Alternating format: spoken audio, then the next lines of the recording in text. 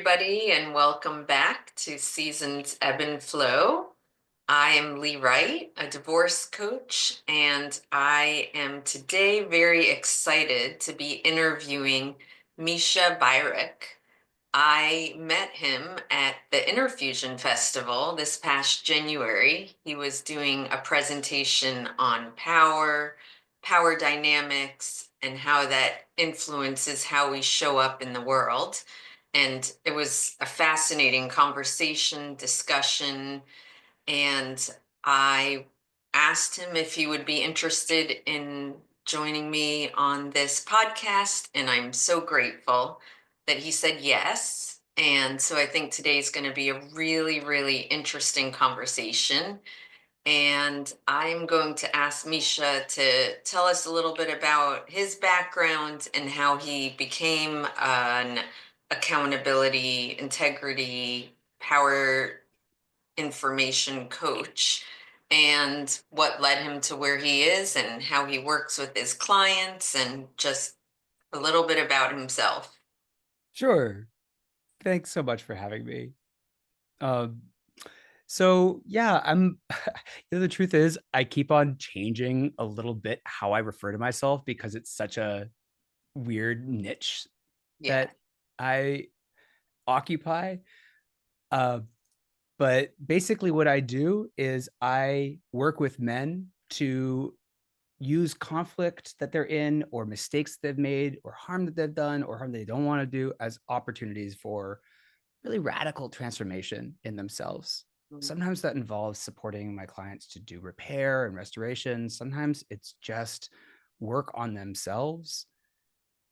And I've just found that again and again, it's in the shadow, not just in the places that we don't want to look in ourselves for our own shame, but really in our interactions, in conflict and in mistakes that we've made and harm that we've done, that we find our greatest opportunities for transformation. And uh, so that puts me somewhere between a like kind of a therapist, but I'm not really a therapist. I'm kind of a coach. I'm not really a coach. I'm kind of a professional applied ethicist, a bit of a mentor, a spiritualist and ceremonial holder. And my clients tend to be men with a lot of power, sometimes very wealthy, sometimes very successful, sometimes very famous.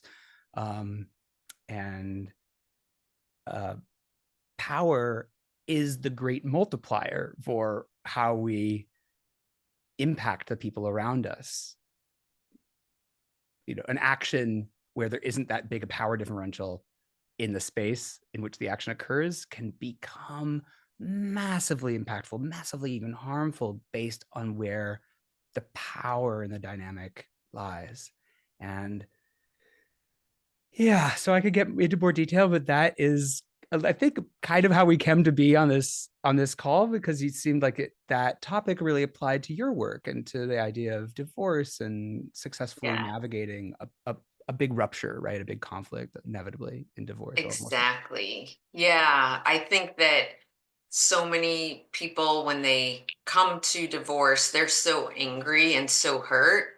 And as they start to heal and get a little bit of distance and space from the intense pain, the actual hardcore trauma, and they can then start to work on the healing process, they can look back and start to make sense of the mistakes that both parties made in during the marriage, and then a lot of times during that uncoupling process.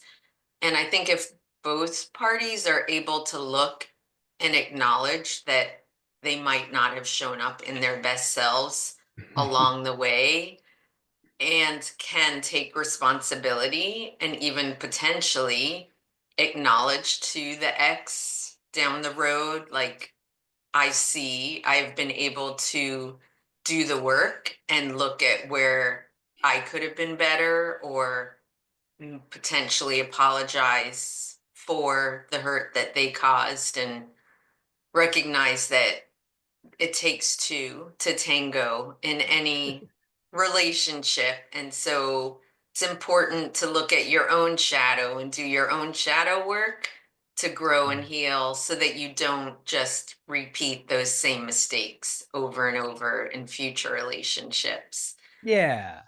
Yeah. Oh, yeah.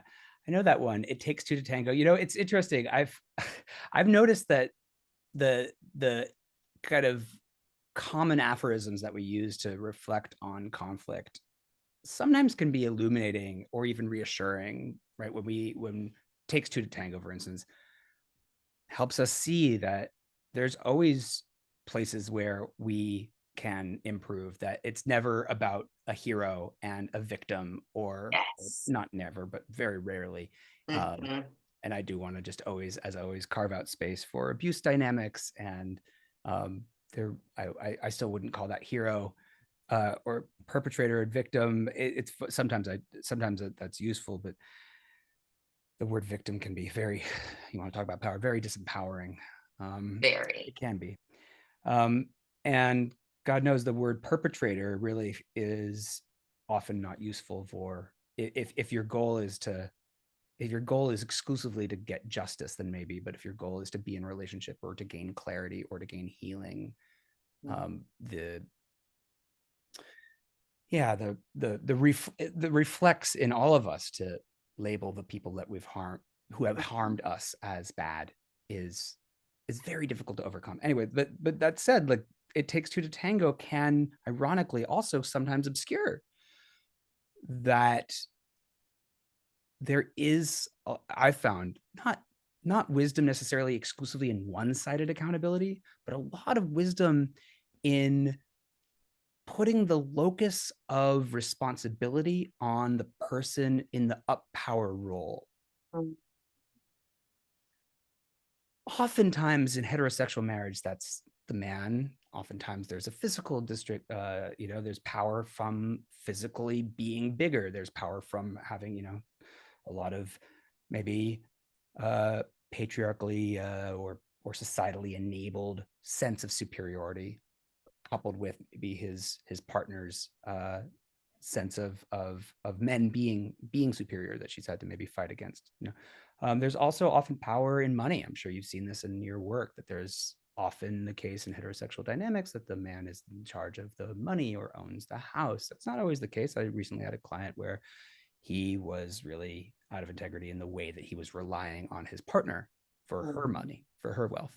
So it's Yeah, not exclusively right there. And so power dynamics are dynamic. There's many facets. exactly. Um,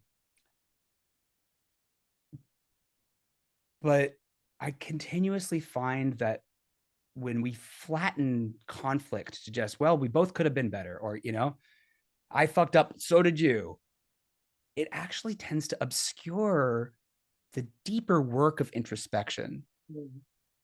Not always. It just Mhm. can. It can be a false friend. Yeah. There's such deep work when we say, you know what?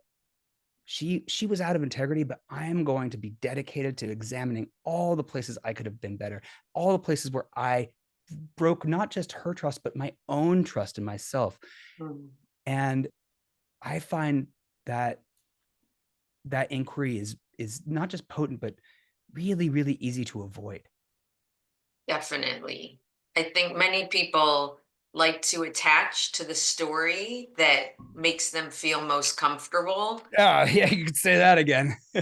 Yeah. And then they reinforce that story over and over by telling it. And Let's say we reinforce. We're yes. not separate from our clients, are we? I mean, let's be. Oh, no, absolutely.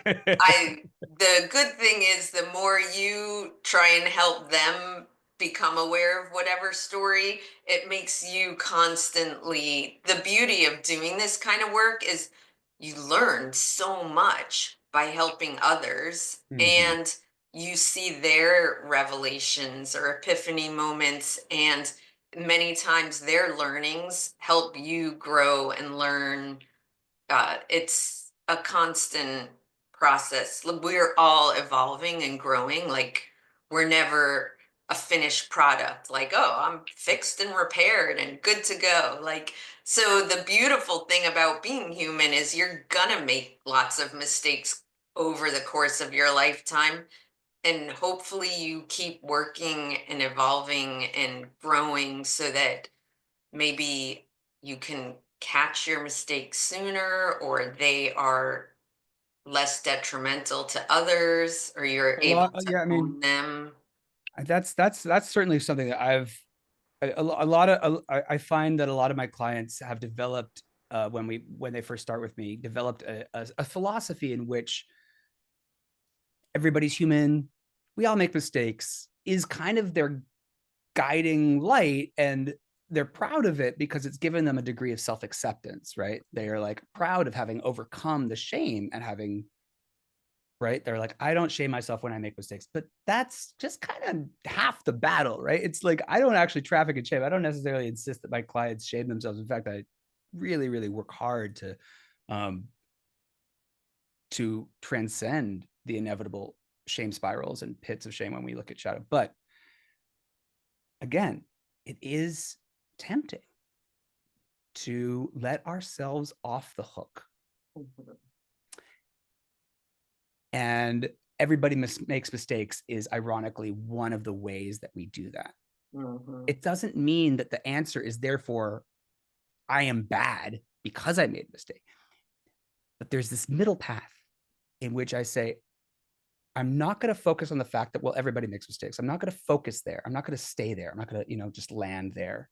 I'm going to really zero in. I'm going to make it my mission in life to get really into, without shaming myself, where I could have done better, what was out of integrity, what was going on for me, what was the kind of like subtle subconscious narrative, and also what I'm going to do to prevent it in the future. And especially for those of us who hold a lot of power, societal power, gender based power,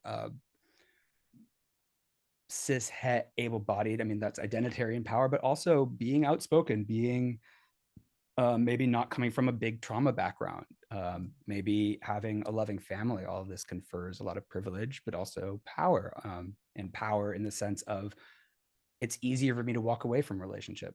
I have Yeah. more resources. I can have more flexibility. That I also, anyway.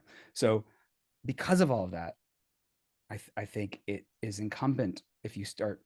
It's incumbent upon all of us when we start really recognizing our own power to take seriously the responsibilities that come with it, including, for instance, let's say that you're married and your spouse has over the course of your marriage shared with you so much that you've got the dirt on them. Mhm. I'm not even talking about physical harm. I'm not, I'm talking Yeah. about, I'm just talking about that so much of their insecurities that just exactly what words, if you really wanted to hurt them, you Mhm. could. And that transcends identity based power. When we're in relationship, deep relationship, we have power over each other. You Mhm. give we give each other power when we share vulnerably with each other. And that's power that it's really easy to forget that we have. I'm going to quote a one of my colleagues, consent educator based in Los Angeles called Mia Schachter. And they write, they're brilliant. If you want to go on Instagram and follow them on Consent Wizardry, they're fabulous. Okay. Um, they write that you are guaranteed to abuse the power that you refuse to acknowledge you have. Mm. That is so profound. That's a perfect lead in, because I was gonna ask you to talk a little bit about what you spoke about at the festival of acknowledging and naming power, and how that helps create the awareness and ability to kind of check yourself in different situations. Yeah, and I think the most important, well, most important, but the first step to acknowledging power is to acknowledging it to yourself. Mhm.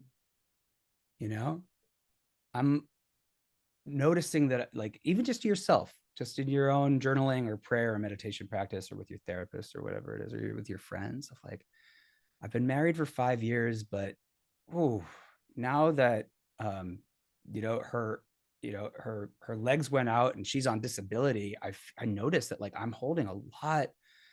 I feel like a pressure to like provide, but I'm also holding a lot of power because I have the ability to go out and choose what I do with my days, and she's entirely dependent on me. Like I have power over the course of her day because she doesn't have as much opportunity to vary it up with who she spends her time with. It's really just me, but I can leave the house and choose who I spend time with. And that's giving me this sense of like, of noticing this inequality happening in our relationship where it's, I'm not, but that doesn't have to be bad. Like, in fact, power isn't bad or good. It just is. So Yes, it's so important to do not like, there's no shame here. There's no shaming like exactly. you're a bad, powerful person, you're bad power man. Like that's not what's happening. It's like, oh, like I am wielding power here, or I have been conferred power often by something that I didn't ask for. I didn't like try for the Mhm. promotion of being the abled one in the relationship. I didn't Right. seek that, but that's the dynamic that exists. And then the question Exactly. becomes, how am I wielding that power? How, Hmm. what kind of a relationship am I in it with? And and which is often the case, am I kind of a little bit in denial of it? Am I really not wanting that power dynamic to exist because it's alienating and it's separating and it, let's say the genders are reversed. Maybe I'm just like, I really don't want to feel power over my husband because it's emasculating. I'm less turned on by him. I really don't want Exactly. to admit that. But ooh, if I really had to, like, shit, I really do have power over him. And that is confronting and challenging for me to be with. I don't want it to be the case, you know? Mhm. And ignoring it actually just promotes shame, guilt, and pushing it to the sides. Whereas if you can acknowledge it and it, say, how do I want to be in relationship with this and show up with a conscious awareness, then you can actually use it so that it is advantageous to deepen the relationship or explore vulnerability or expose, like, even I want your thoughts on this because I don't want Mm-hmm. you to think I have to make the decisions or Yeah, perfect. Yeah, exactly. Yeah, I think that's so astute. You're really like naming all the different ways that it can look to be in right, what I might call right relationship with power. Mhm. Once you've acknowledged it, then you get this wealth of opportunity, this wealth of possibility opens up for, okay, given that I'm in that power dynamic, how do I want to be with that power dynamic? Just to use this totally off the cuff random example about like, I really don't even have a client who is going through this where like he's abled and she's suddenly like disabled. Right. Like, what would it look like for me to bring them food in a way that like doesn't feel like subservience or obligation?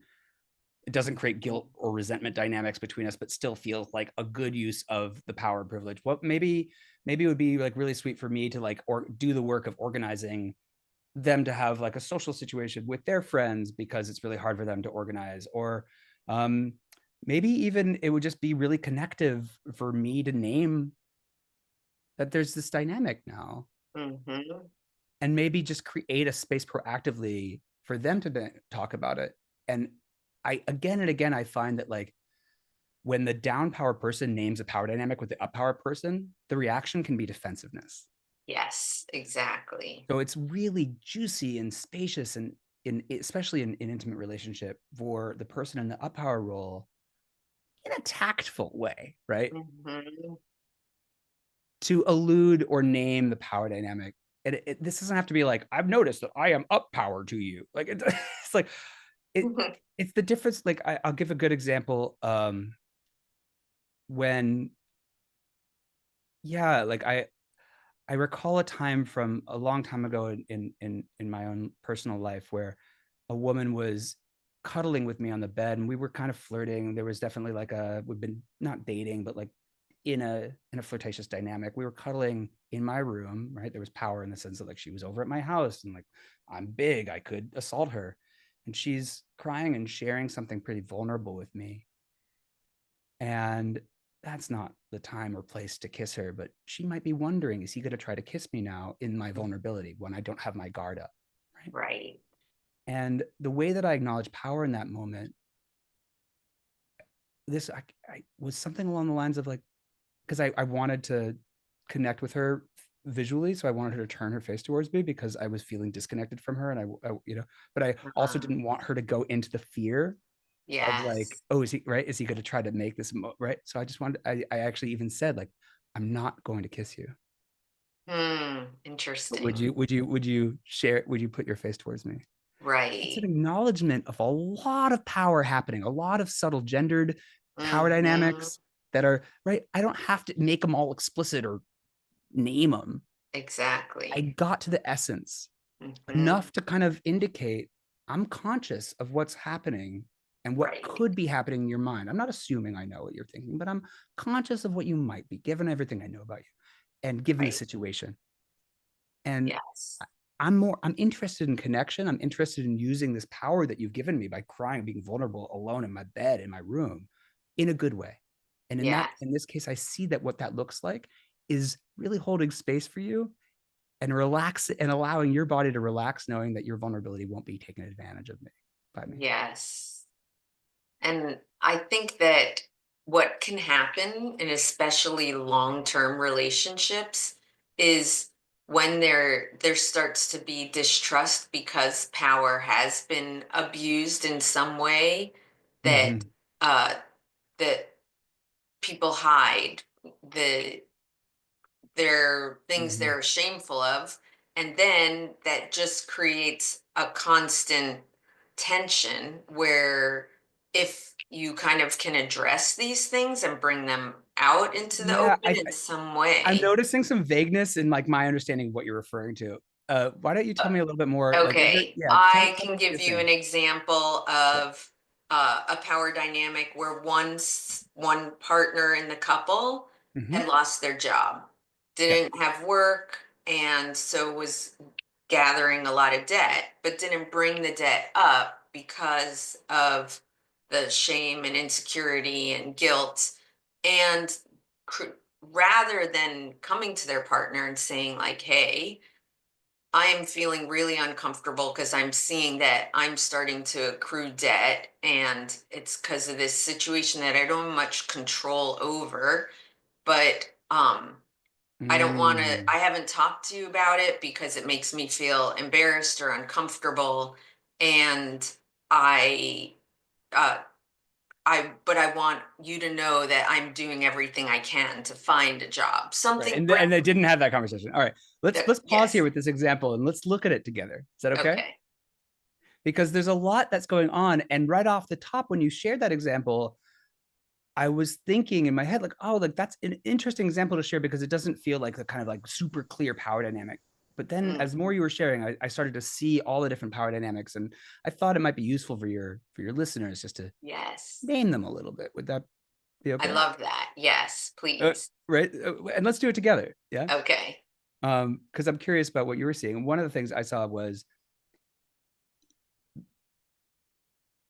sharing that I am sharing that I'm mismanaging money, or Mm. sharing that I'm maybe the implication is I'm bad at money or I'm not in control of money is vulnerability. And Yes. maybe I'm really hesitant to offer the power that comes with vulnerability to my partner in this moment. Maybe I just don't want to give them this kind of set, or like I don't want to give them ammunition to be able to, like, in an argument, lob back at me, well, you've been wasting money and bringing us into debt. Right. So I don't want to give them that power, Hmm. right? By being vulnerable and truthful. There's another dynamic that I saw of just like you kind of alluded to, the disempowerment in general of being unemployed, of not being uh right, of just like, because we live in such a society in which like we're all supposed to be earning our own keep and totally independent and financially independent, and there might be a lot of context in this particular relationship of Hmm. what money means. And boy, every relationship, money has significance. Yes. So noticing that the power dynamic that's emerging regardless of debt or unemployment is simply my employed partner has power over me because now they could leave the relationship more easily. They could Hmm. um right, they have the ability to exercise more decision making over what we do with our money because they could always say, well, I'm the one bringing the bacon, so I should be able to decide if we get that couch or not, or Right. And the thing please. is, without exposing with the partner who didn't have the job, which in this situation was the male, which I think, especially in our society where men have been brought up Yeah. systemically with this pressure that you absolutely have to provide, and that's changing, but I think it's still a very ingrained like norm, and that uh, something that men carry and have a lot of shame if they aren't able to do that. But by not bringing it out into the open and exposing, I am uncomfortable with the fact that Mhm. I'm not able to provide and I am accruing this debt. By keeping it hidden, when it was found out, then it comes out almost as a betrayal of like, why weren't you at least discussing with me? Like, hey, I just, this is happening. Mhm. Instead, I find out and I'm shocked because it's a way larger amount than I would have ever assumed. But Well, let's go into a little bit more detail because there's a few more layers here. Is that okay, right? yes. So one of them is if we're just going to look at it through a power lens, and there's lots of ways to look at this. You don't even have to Hmm. use a power lens to understand the act of failure to disclose as one that could be betrayal. Hmm. Experiences betrayal. That makes a lot of sense to me, even without a power analysis. But the Yeah. power um, of there's okay, there's a few layers. One is like I'm literally maintaining some level of power by withholding secret, right? It's Yeah. actually power equalizing to be on the same page. But so long as I have a secret, even if it's frankly kind of a disempowering secret, there's still some kind of reclamation of Right. power in Yes. like right. There's also clearly I could see in this situation some level of like I don't want to calcify or solidify the reality of my disempowerment by having it be witnessed. Like I don't want her to Yes. see me in like I'm Exposing. going to find a way to get a job and then like she need never know that I put us into this much debt because I'm going to get us out. Right. So there I don't want to feel disempowered there. Absolutely. And yet, I believe the more we shed light on all the things that even the stuff we're not that comfortable with, the more it can actually deepen the relationship and have the two parties work together to uh, solve it together, or, make peace with it together. I But mean, ideally, and ideally. one of my questions might be in this hypothetical couple, I might ask I might ask the woman, I guess, um, how is she being in this relationship around power and money? You know, how to what degree has she colluded potentially even with the patriarchal notion that he should be ashamed? Right. To what degree is she wielding the power that of the purse in their relationship um, in a way that's really in line um, with her values Mm, or with their shared values. Not right. because I'm assuming that anything's wrong, but I do, right? And let's say that there was a different situation or a counterfactual here where he was really straightforward and upfront. The question or the inquiry might be now that I'm the sole breadwinner and the woman, that does give me a certain level of power. It might also give me a lot of resentment and a sense of like, what the fuck? Why am I doing so much work? Why am I carrying the load? Am I wielding the power of even just the one of ego of like, I'm still being validated by the outside world? Uh, can I use some of that confidence that my state of employment gives me to encourage my partner? Or am I Right. just subtly putting him down? Am I subtly, even subconsciously, like Hmm. implying loser, implying Right. failure, Yeah. implying shame, Yes. right? Like, how am I with the power?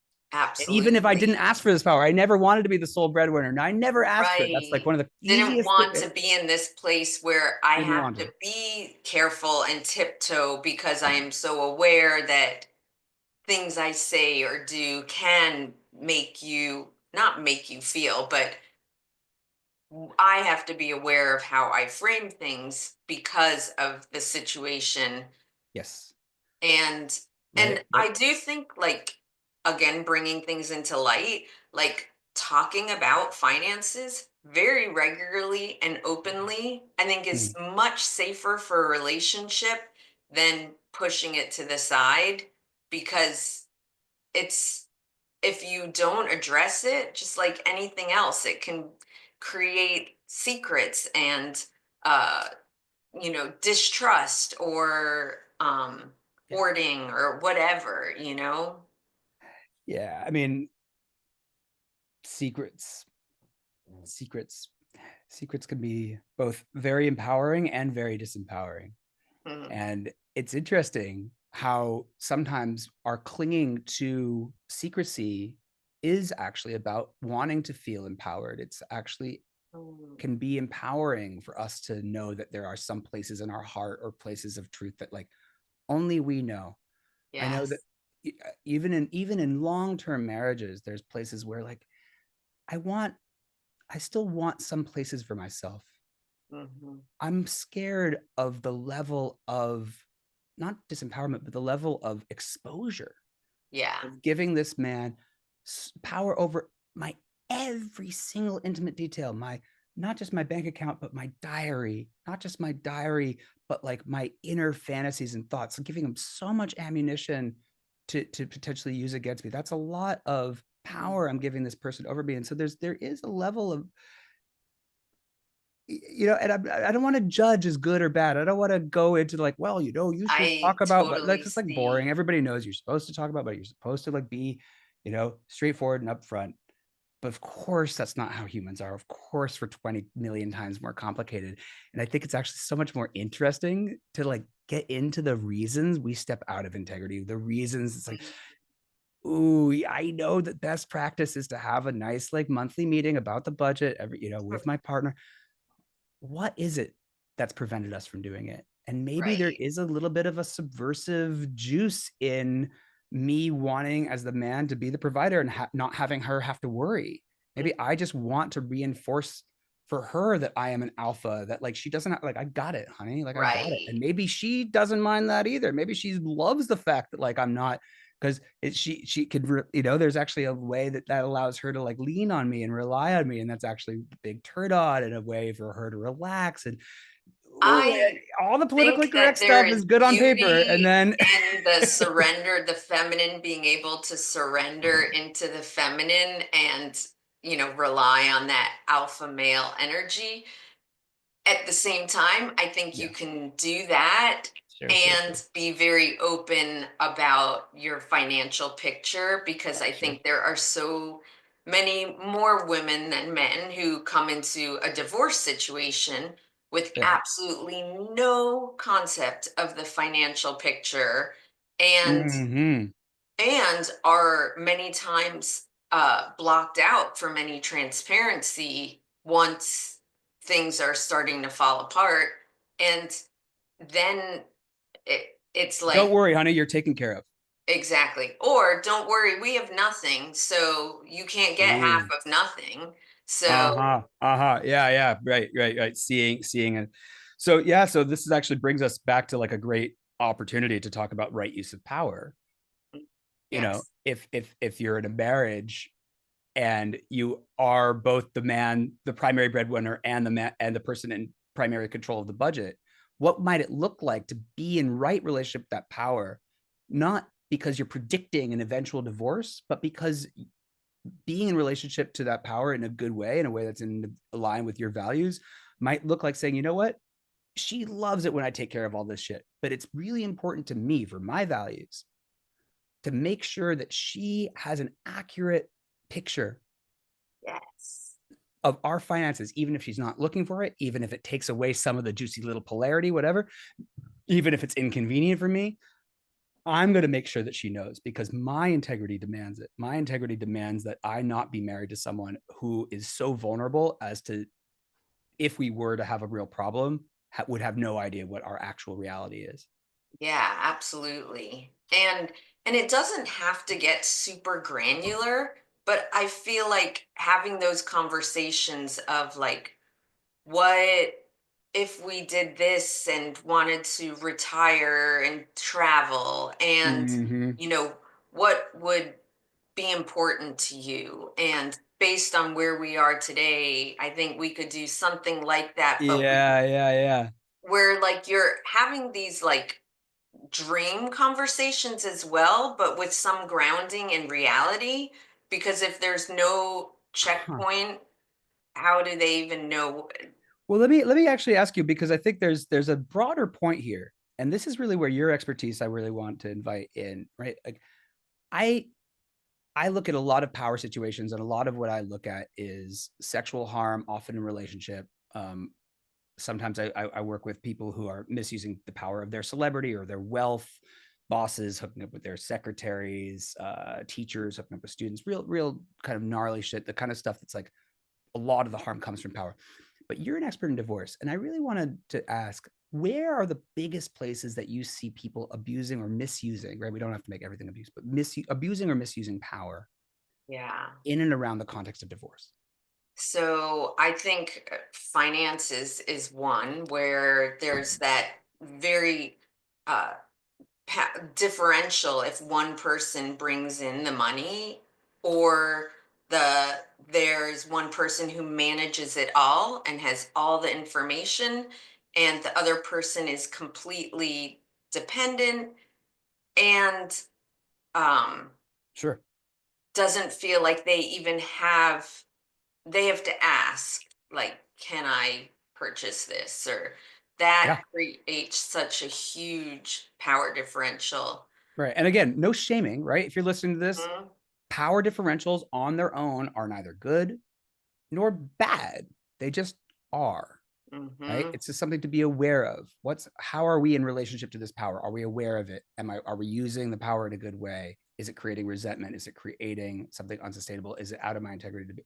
It's not about, because there will always be power differentials, right, right, right? absolutely. Equality is a fantasy, right? Mhm, yeah, In that kind of specific way. There will always be power differentials. There's power differentials everywhere. Don't believe the hype that you could ever get rid of them or that there aren't dynamics. It's just about how well you are able to acknowledge them and navigate them. mhm, Um, and there's such beautiful subtle examples of this. Of again, yeah, my and I my think anyway, I want to go back to the original question. Besides money, what's one that what's another one?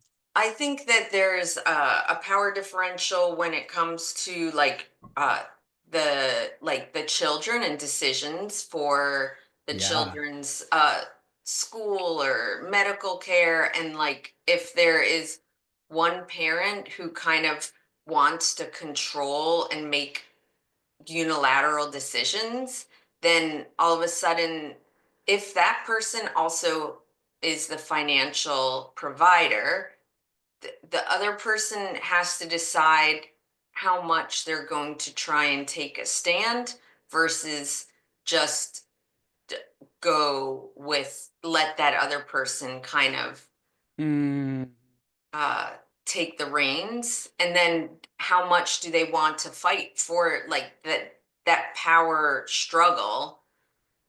When do they decide it's not worth it, I'm just going to throw up my hands? mm-hmm.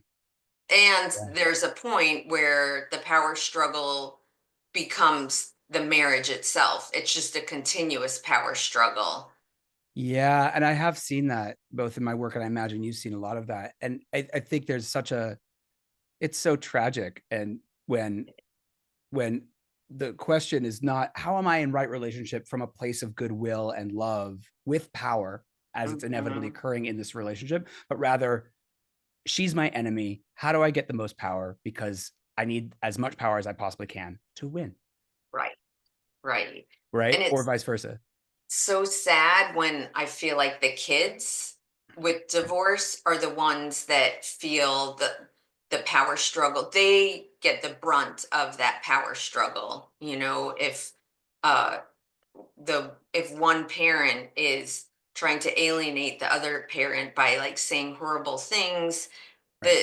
the people who are hurt by that power struggle are the children, even though Totally, the totally. And this adults is are this is a not perfect seeing. example of like what does it look like right use of power in a divorce where there's separation, like you have the kids separately, right? So like you right, daddy just got a girlfriend, right?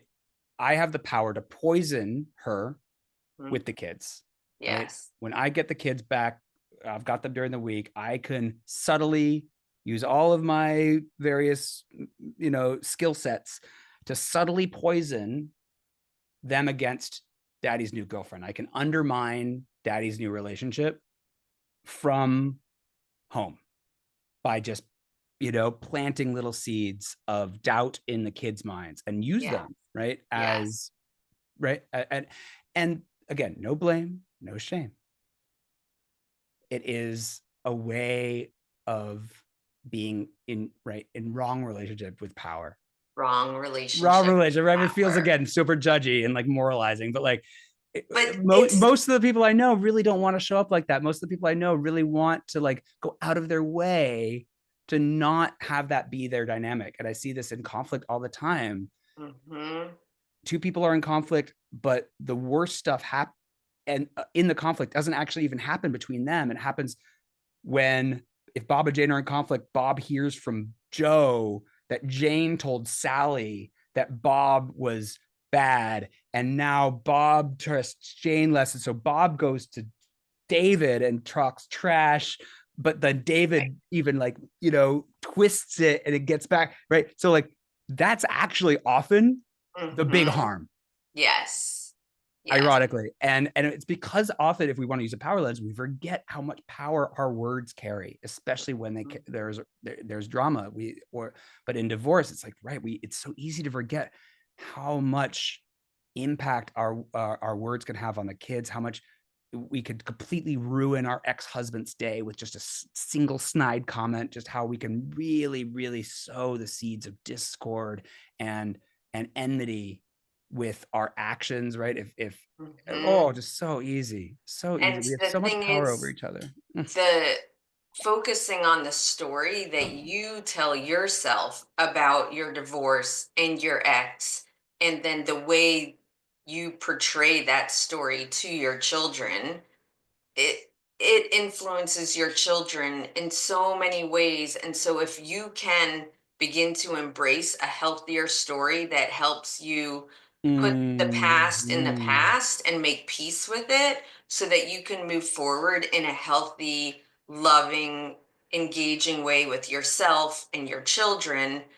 and let go of the anger, then you are not constantly uh, embedding any anger into your kids that they then have to make sense of about Oh, their yeah, that's other a tough parent. one. That's a tough one though, because I'm so reluctant to insist on forgiveness. I am so reluctant to tell someone I you're don't think I didn't mean no, forgiveness. no, you Like know what I you, mean? But like, we're even to let go of the anger. I don't mean that you're implying a normative here.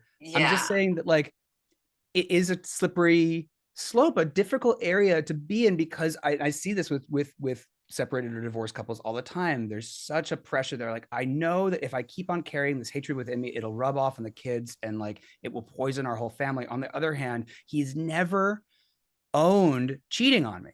yeah, I yeah. know he cheated on me. And instead, I'm now put in the position, because he cheated on me, I actually have to protect him Hmm. from the truth of his actions, because he hasn't owned it to me. He hasn't even owned it to the kids, right? And I Right. actually saw a situation like this very recently where um a person I know, her father cheated on her mother, um and her story from childhood was mom was always so mean to dad, and it was Hmm. because she didn't know that dad had cheated on mom. Right. So Right. mom was being mean to dad because she was angry at dad, but Yeah. dad didn't own it to the daughter Mm, until way into adulthood, where he was like, yes. I'm owning this. Like, I cheated on your mother a bunch of times. And then she had to reconstitute all of her Yeah. past experiences, all of her past stories of like, oh, right. And so the layers of betrayal that were there for her to experience Hmm. from her father were so deep, and it drastically changed the relationship moving forward. There was so much healing and repair that had to happen just for that breach of confidence. For how dare Right. you have allowed me to blame mom for your dysfunctions when it was you were the Mm, cheater, and how right. dare you have allowed me to do that. So like that's its own form of power, of like, I have the power to to create so much discord by not taking accountability. I had the power to bring people on my side because they'll all see my Hmm. wife as the unreasonable, hysterical one. But that's a Right. huge amount of power that I now wield. Hmm. Which then the right use of power is Yeah, stepping into being strong enough to ideally. Yeah, acknowledge your for sure. mistakes. So, in that example, that parent telling the child, like, I made mistakes, I Mm-hmm. hurt your mother. And, do they want to go into the detail if I cheated or not? I guess that's dependent on, but I hurt your mother. I'm taking responsibility. I Right. understand why she's so Yeah, angry. yeah, yeah, yeah, for sure, for sure. All And I own that, and yeah, yeah. we've parted ways, and I hope for your sake and for your mother's sake that she can find peace and move on and find joy for herself, because that's what Mm, I want for her. And I'm going to do the best I can now to not make those same mistakes and not hurt anybody else and not hurt you. But like, mm, that's the right mm-hmm. use of power. Yes. Yeah, I would say so. And having people step into and Very own. scary though. Let's talk about that. Let's talk about why it's hard. Yeah. Because it's so easy to sit here on a podcast and be like, you should do this and you should do that. Right. But like, Right. it's hard in practice. It's hard. And there's a lot that comes up, a lot of shame, Yeah. but and also a lot of fear, you know? Absolutely. But if you can take accountability, Oh, and you are, especially in a situation with your children, if oh. you can acknowledge to them that you have made mistakes and that you were not perfect in the relationship, and now you are learning and growing, it gives them the belief that they can make mistakes and learn and grow, and that there isn't like Mm, a success or fail or right or wrong in life. It is an evolution. And my ex and I were not like amicable the whole time through the divorce, but we did a decent job. And we both have separately and heard now from our kids that we have said, like, yeah, neither of us were perfect. They made a lot of mistakes. I made a lot of mistakes. And we had a good run when it was good, and we weren't great when it wasn't. And I learned from my children that he said similar things. Like, were we always that great? No. During the divorce, when things get ugly and it's about finances and stuff, there were digs made and stuff for sure. Like, anybody who says you're perfect during a divorce about your ex is probably lying. But I think when you start to create a story that is more positive for yourself and about your ex and the story of the marriage, the more you can help your kids make sense and peace with it without having to assign blame. And mm. but then you are making peace with the fact that you are not perfect, and that uh it's okay to have made those mistakes I too. mean, I think that's actually one of the like kind of a great point to start wrapping up with. Like, it's really easy to believe that any admission of error without like a good excuse is just indicative of complete moral reprehensibility. Like, I Mm, am a moral failure if I yes. didn't have a good reason for acting this way, right? So long as I could say, yeah, I acted badly, but it takes two to tango. Yeah, I acted badly, but mistakes were made on both sides. Yeah, I acted badly, but you triggered me or you punished me or you had done something. But none of that's really accountability. Mm-mm. True accountability is I could have acted better and I didn't. It doesn't mean that you're necessarily owning that I did it maliciously, although that's Right. another layer. It's owning when you were like, I knew what I was doing at the time and I was doing it to hurt you. That's another layer. But like, let's say that it wasn't. Let's say that, you know what, for whatever, like for many different reasons that I can actually get into, I could have acted better and I didn't. Mm. I knew better at the time, but I didn't act in a way aligned with my integrity. Full stop. Yeah. That's the energy of ownership. And what everybody's so afraid of is that owning without excuse, owning without context, owning without deflection or minimization, or owning without a good reason will mean that like I will be alone, will mean that everybody will leave me, will mean that everybody will conclude that I'm a bad person. And it doesn't. It It's doesn't. so striking to me. This is like one of the big like transmissions for the world. It's more trustworthy. There's more It love in your it's life. empowering. Like it It's amazing. adds power when you can step into the wrong you've done and acknowledge it and make peace with it and know that Yeah. that is okay and that you learn and don't repeat. Like that's the key. If you keep Mhm. repeating those things, then Yeah. owning No, it no, does no amount of nothing. ownership of being like, sorry, honey, I know I did the same fucked up shit to you again that I've done 20 million times. So Yeah. long as I apologize, it's okay, right? No, of course not. Right.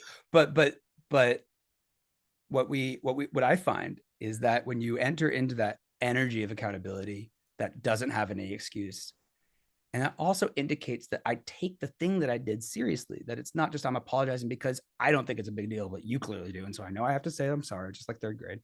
Yeah. Sorry. Right. But when you actually enter into a relationship with your power, your impact, your integrity that says, I care about not doing the dishes. I care about being someone who does the dishes. I care about being someone who doesn't poison my ex to my kids.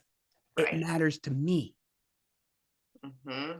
even if there weren't any bad consequences for me, even shit, if I got ahead because of it, it Right. matters to me. That's integrity.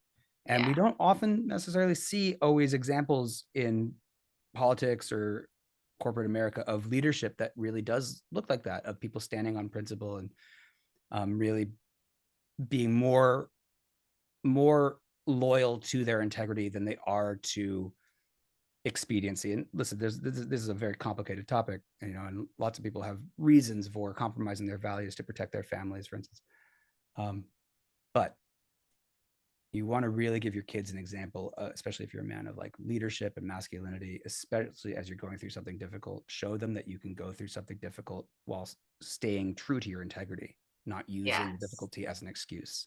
That's what they will take Exactly. away. They will be like, my dad's relationship with power was weak and resentful Mhm. because I saw him continuously, throwing digs unnecessarily at my mother. And I Yes. ended up feeling just protective of her and alienated from him. It won't be like he got me Exactly. on his side. It'll be like, fuck you, dad. Hmm. Fuck you for trying to use me to turn to, to get back at mom. Fuck you for thinking that I was your pawn, you know. Absolutely. And it's so confusing for the children when the parents cannot step up into that adult role and uh act like the adults, so then the kids have to figure it out for themselves, and it's so confusing. And so the adults need to take the responsibility to Yeah. own and use their power as parents, right, you Yeah, know? straight up. You want to talk about real power dynamic, parent child, boom. Yeah, And I mean, exactly. whoo, and like the right use of power is so hard to apply discipline in a good way, to create limits, to create boundaries, to create Boundaries. structure. And I mean, we could get into that deeply, but there is such wealth of wisdom in relationship to power as applied Mhm. just to parenting, even without the context of divorce, right? Of like, Yeah. just how am I with my children, right? Like, especially with people who are down power for me, are often really resistant, who can trigger me as well, but ultimately like I have the responsibility and the power over, and like, oh, and that power dynamic changes. My Mhm. father is 87 and has got dementia, and I just helped him in the bathroom for the first time the other day. Wow. Like, with really, I'm not going to get into detail, but like really in there, like really. Yes.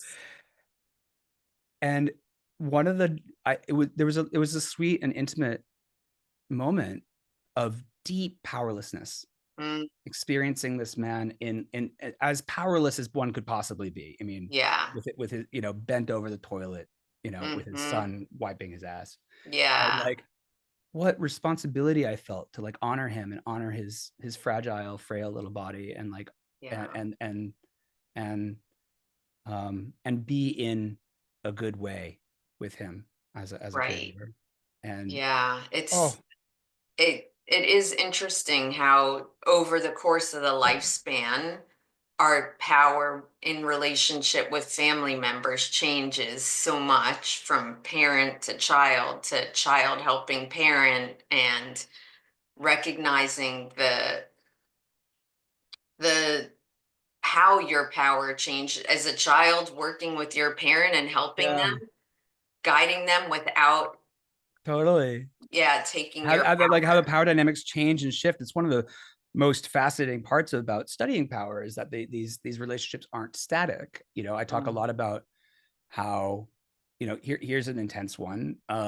There's a lot of power in um, in sexual violation, and a mm, lot of sexual violation is about power. yeah. And there's also, interestingly, a power of cancellation, right?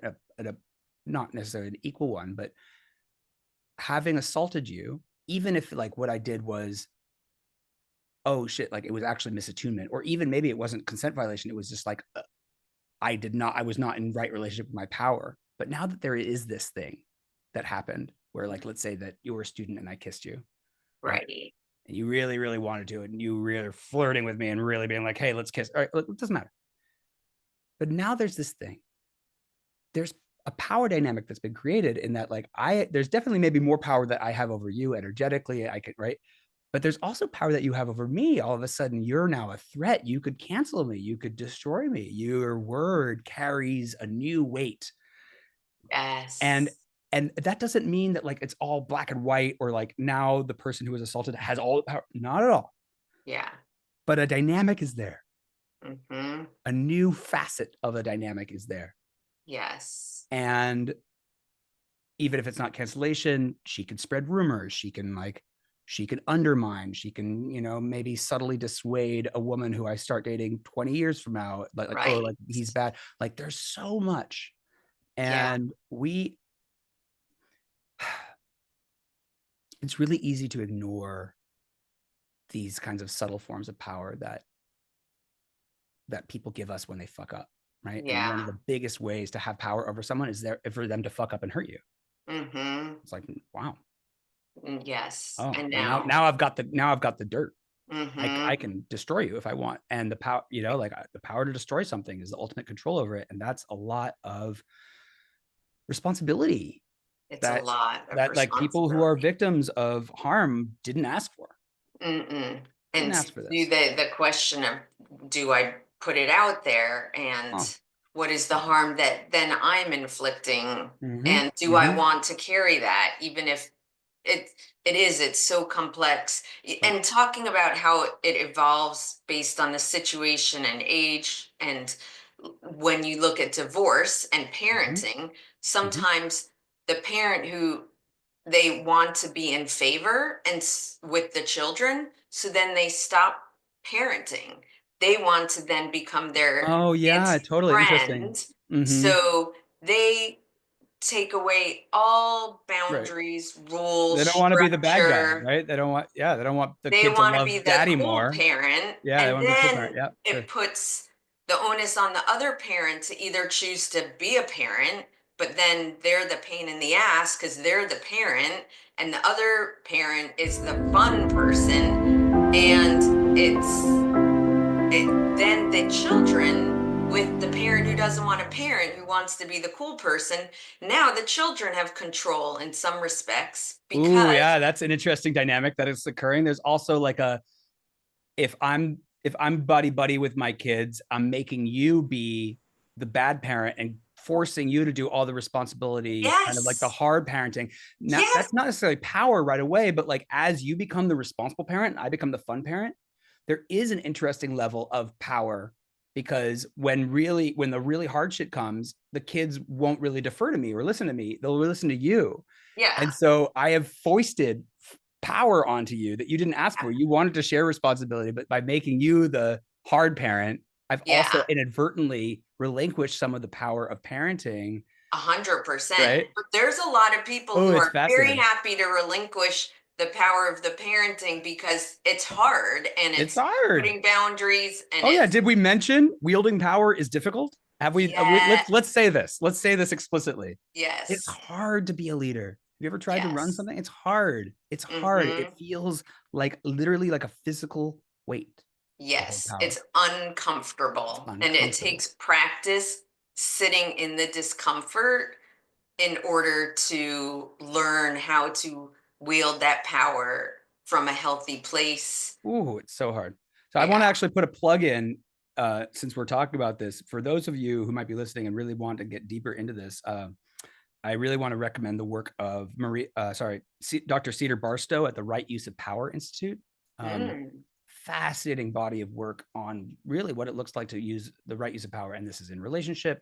She started out working with therapists and helping therapists wield power in a healthy way. She works in corporations Mm. and nonprofits. Really interesting. Also, her Dr.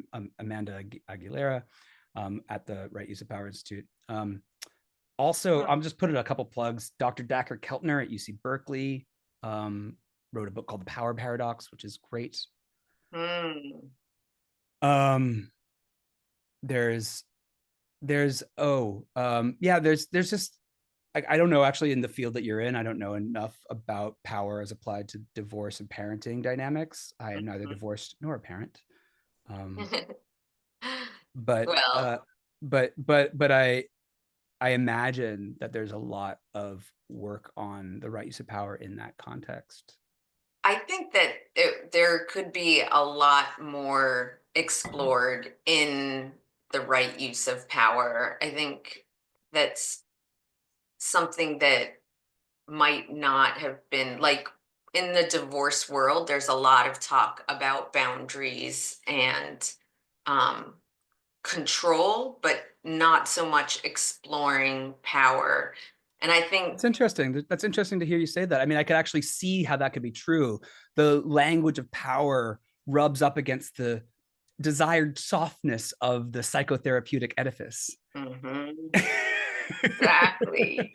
It's Yeah, like, ooh, that power's for those bad people over there. Like, we're just gonna right, talk about right. boundaries and feelings. Like, no, no. Totally. Or bound powers for corporate America. And this Yeah, is, yeah, yeah. Donald Trump's got power. Elon Musk got power, but I don't have power. I don't know what you're talking about. Like, I'm just a right. helpless person. Like, Mhm. no, no.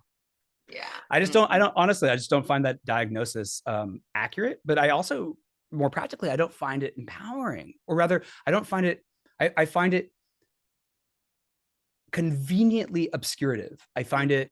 I find it to be a self-indulgent conceit that Yeah. people of all genders and races and socioeconomic classes indulge in, where we it's very easy to tell ourselves that we are powerless because and what's great about being powerless is that if we're powerless, we have no responsibility,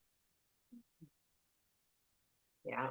right? And we know this intuitively. If the Mhm. world is oppressing me and I'm just the victim, Mhm. then I can spend, oh, I could just go into that sweetness of blame. I could be like, he's fault, Right. it's all his fault. And I deserve this ice cream and I deserve this, cheating on him. And if Mhm. right, what convenience, Yes. right? And I see this, but I don't usually. We usually work with already very powerful men who are still afflicted with this, who are cis, het, white, rich, influential, popular, and still have a story about themselves as like that unpopular kid in high school. Still have a story about themselves as not really empowered. Still have a Isn't story it about themselves as, interesting? oh yeah. So Yeah. just like we're all in this power denial world together, you know? Yes, yes. And it is interesting. You assume that the people who do have power now are can see it and see themselves like uh don't see them don't remember themselves in that like uh disempowered way. But many times they're Nope. we might be so unaware. Not oh on the contrary. On the contrary, I think it's incredibly convenient for different reasons, Mm, and sometimes for the same reasons. It's incredibly convenient, no matter who you are, to be in denial of your own power. mm, Because the second you really own your power, you know what comes right along next to it is responsibility. responsibility. And that's Yes. less fun. Yes, yes. Yeah, that line in Spider-Man where I think his grandpa says, with great power comes great responsibility. I hate to correct you. I'm just a big comic book fan. It's Uncle Ben. Oh, thank you. Okay. Yeah. But I was like, did I get the quote wrong too? No, with great power comes great responsibility is 100% the quote. Yeah. And I love that example because Spider-Man is he's not talking about a thing that he actively did. Hmm. His realization comes from realizing that he could have proactively stopped what turns out to be Uncle Ben's killer, right? Right. It wasn't like Spider-Man killed Uncle Ben Yeah. or even did it accidentally. He just had an opportunity to use his power for good Hmm. at risk to himself, Hmm. and he chose not to. He's like, fuck it. Yeah. And the result of that was that he suffered a big loss, and that's when he Yeah. learned it. But I love this example because it's about the imperative to wield power proactively, Yes. to not just wait until someone says, hey, you need to make a decision, but be like, oh, actually, I walk around the world. I wake up every day with power. Hmm. I didn't ask to be bitten by this radioactive spider, but now that I've got this, how Hmm. shall I live? Yes. Mm, Yeah. And what responsibility am I willing to step into yeah. and own the good and the bad that I've wielded with my power. Hmm. Yeah. And I face this all the time as I work with men. I mean, one of the big heavinesses of my work is when I wield my power ineffectively or wrong, or like encourage someone to apologize before they're ready and it ends up hurting the survivor more because the client is still in Mhm. denial, or when I come down too hard on a client and he goes into his shame spiral, or when I am dismissive to someone who's trying to get my time or attention as a potential client or student but can't afford me, and then like I don't, like I fuck this up all the time, and it's Yeah. awful because I know that like I'm recognized as like a as an authority, and I Yeah. want to honor that, and I'll just name that like I screw up my own Totally. You power, name it like and you hold yourself accountable and hopefully do better. And that's yeah, that's the standing in your power, is acknowledging that you are not perfect and will keep making mistakes and then being better, hopefully. absolutely. And Yeah. yeah, I mean a lot of men, I know this, I'm making this all gendered, but I'm a men's coach. A lot of men ask me like what I think of as a good man, and a lot of traditional societal definitions will be like, well, a good man is someone who holds down a job and provides for his family, and that's beautiful and wonderful. And I tend to think of a good man as defined by his relationship to power, because I think a big part of manhood is about understanding power, Yeah. frankly, and and that extends to like our relationships with other men, like our relationships to competition, to destruction, to violence towards other men, to territorialism, um, to winning, to domination, but also, of course, our relationships to women, to children, to our sexualities. Like, how am I with the power that my sex gives me? How am I in relationship with women? What is the responsibility that I feel, for instance, to like proactively be an ally or defend people without the same power that I was maybe born with? Yes. So I think about a good man as someone who is in and who can own his power Mhm. and is simultaneously in an ongoing process of being better with Right. Yeah. it. Like an ongoing personal dialogue with the Absolutely, right? power Like they all that, wield. like I really think it's an abdication of responsibility of being a human on this earth to not be engaged in self-improvement. But I think especially for men, especially for like men who are born with a lot of privilege. I mean, we talked about identity, shit, just being living in the United States of America is a gigantic level of power and privilege. Well, don't even go there. But like, Yes. um, yeah, I think it's an abdication of responsibility to not be proactively involved in doing your own inner work and doing your own healing so that you can be in right Yes. relationship with power. I think it's an Dr. Cedar Barstow, who I keep on plugging. She says that especially for spiritual leaders, um, and really I would extend this to all leaders. I think self-care is an imperative. It's a it's not just nice to have, it's actually a moral imperative. If you're not Mhm. caring for yourself, the victims of your inevitable levels of shame and self-hatred will usually, if you're a man, be women. Yeah. And I You know, think, and if you're a gay man, it'll be your partners, it'll be the people around you. right. And I think bringing in the concept of not just self care, but nervous system regulation. And Yes. I think the more we become aware of when we're getting dysregulated and recentering, because I think so much of power abuse or bad use of power stems from when we are dysregulated Mm-hmm. and then Yeah. lashing No, that's out, a great point. or That's a great point. Thank you. defensiveness, or so the more we all individually become very connected to our body and embodied and recognize when we are getting dysregulated so we can slow ourselves down or make ourselves pause, the more we can do that, the more chance we have of not hurting people with our power. Mm-hmm. I And couldn't agree more. That's great. That's a good one. because I like, I'm working a lot on myself with trying to be very present with my body regulation. And like when you just use the example of being aware of just being born in America, the power that gives you. I have a virtual assistant who helps me with a lot of things with, Mm-hmm. my YouTube videos and stuff. And when I get dysregulated, like if things are broken and I'm getting frustrated and I'm overworked, and I will catch myself being short with Yeah, him totally. for no reason. And I literally have to, sometimes I'll be like, you know what? Let's meet on Zoom tomorrow. I Totally. need to joke. I need to go because I can tell that I'm going to be mean and for no reason but my own dysregulation. And it's better to just cut it off because I need time to recenter. And I'd rather do that Mm-hmm. than keep going and have uh because I have the power in that relationship. Like he Yeah. needs my work. And so Yeah. Yeah. I And you're the could, boss. yeah, yeah, You're the boss. Yeah, for sure. I mean, yeah, thanks for being vulnerable with that. Yeah, I really appreciate you being in yeah. like a And place I'm where you not notice perfect yourself. at it, but it's a Hey, very deep awareness no that I doubt. have that like I'm constantly now very consciously working on. And it's like it's so nice to work on it because it's like a gift to myself because I'm not letting myself get further along on the dysregulation stream than I used to. I used, Mm-hmm. not Yeah. catch it until I was so far gone.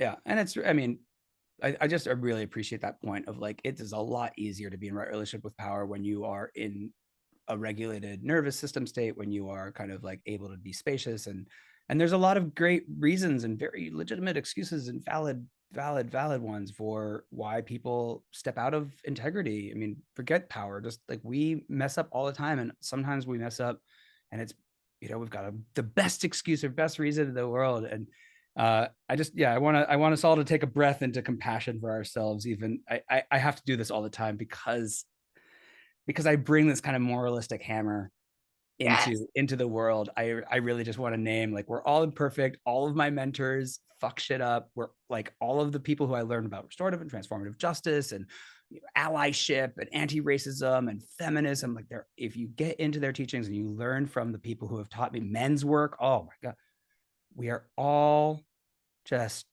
fucking up on our just fumbling through. And beware of anybody who says that they are impeccable. Beware of anybody who Right. says that they are perfect. Beware of anybody who doesn't have a relationship to error and fuck Mm. up, you know. Yeah, exactly. So thank you. This has Mm. been a really interesting conversation that's Oh, gone thank many you. places. If I want to guide people to, I'll put it in the show notes, but where Sure. should people look for you and what you're Where up should to? they look for me? They should look for me on Instagram at Mischa Byrick, and I'm not even gonna spell it, but Yeah, it'll be in and the details. my website. If you think that there's someone who really could support, or if you could really be supported working with me, I definitely have worked with people who are going through divorce and just want to show up in integrity, or maybe have been need to navigate the reason for the divorce. Maybe they cheated, maybe they stepped out of integrity in some big way, and they need to kind of wrap their heads around it. That's a perfect, or they really, I work with a lot of clients who are um, really committed to not stepping out of integrity. I just want to say, like, not all my clients have fucked up in some big way. Some of my clients are just working with me preventatively because they know that they want someone to really, especially like a good example is they just ascended into a big position of leadership or just entered into a long-term partnership, and they're like, I want to, I know that I've got shadow. Some of it's not examined. I really want to make sure I don't fuck this one up. Like, let's Mm, look at it together in a consistent way before there's some big kerfuffle. And anyway, nice. those are all times to send someone to me, and you can do that through my website, evolve.men. Wonderful. Thank you so much for taking Yeah. the time to be here. And yeah, I look forward to seeing all the cool things that you're doing. I think these Mm. men's groups and programs are like a wonderful way for men to get in touch with things that we as a society kind of gloss over and women explore a lot more, and that Yeah. the depth that men have, if they can get into that, like it's incredible, like Yeah. Yeah. I'll powerful. put a small plug in. Brotherhood is the medicine. If you are not in a men's group and want exposure to it, look at Sacred Sons or the Mankind Project, or Every Man or Iluman, for more Christian men. There is a lot of really beautiful, healthy men's work out there and men's groups, and a lot of deeply, deeply healing spaces. This does not have to cost you that much money. This is something that, like, a lot of, like, there's literally tens of thousands of conscious supported men's groups out there, all across this world, of men who are doing their healing with each other and not putting all their onus on their wives. Yes, I love that. Well, thank you for the work you do. Oh, thank you for having me. This is really interesting. This was totally new for me. Yeah, Yeah. good, I'm glad. All right, I will be in touch.